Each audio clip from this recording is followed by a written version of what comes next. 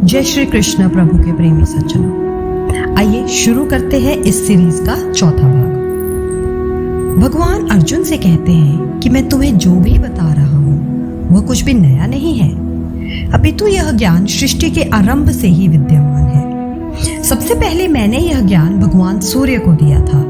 सूर्य के पश्चात गुरु परंपरा द्वारा आगे बढ़ा, किंतु अब यह लुप्त हो चुका है। अब वही ज्ञान मैं तुम्हें बताता हूँ। यह सुनकर अर्जुन असमंजस में पड़ जाते हैं और माधव को केवल शरीर जानकर कहते हैं कि आपका तो जन्म हाल ही में हुआ है, तो आपने यह सूर्य से कब और कैसे कहा? तब श्री भगवान अर्जुन को पूर्व जन्म एवं पूर्व जन्म में किए गए कर्मों के बारे में बताते हैं। प्रभु कहते हैं कि ऐसा कोई समय नहीं था जब इस धरती पर तू नहीं था या मैं नहीं था। इस युद्ध भूमि में खड़ा प्रत्येक व्यक्ति पहले भी अनेकों बार जन्म ले चुका है और अनेकों बार मृत्यु को प्राप्त हो चुका है, और यह चक्र चलता ही रहता है।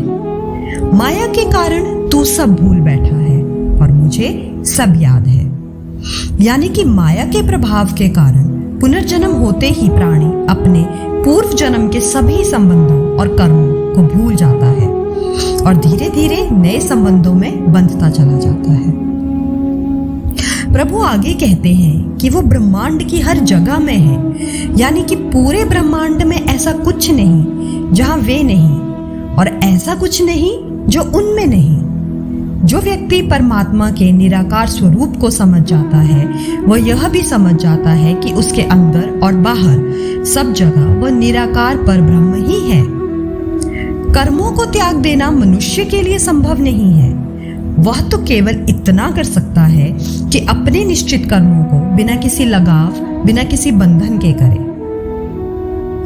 आगे प्रभु अपने निराकार परब्रह्म स्वरूप को समझने की विधि भी बताते हैं।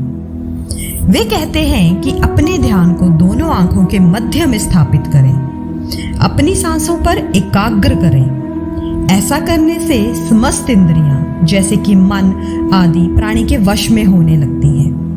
मन पर नियंत्रण होने से अपने और परमात्मा के वास्तविक स्वरूप का ज्ञान होता है, और ऐसा होने के बाद मनुष्य संसार के हर प्राणी में उस परमात्मा को देखता है। इस स्थिति में मनुष्य किसी को भी दुख और कष्ट पहुंचाने से बचता है। ध्यान हमारे मन, हमारे चित्त को शांत करता है और हमें एक ठहराव प्रदान करता है।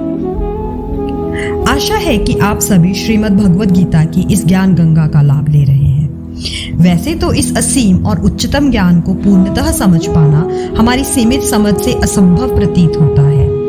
यदि फिर भी आपको हमारी ये सीरीज उपयोगी एवं ज्ञानवर्धक लगे तो अपने मित्र और संबंधियों से अवश्य शेयर करें, और इसी तरह की अन्य वीडियोस के लिए चैनल को सब्सक्राइब जरूर करें। जय श्री कृष्णा, जय श्री राधे।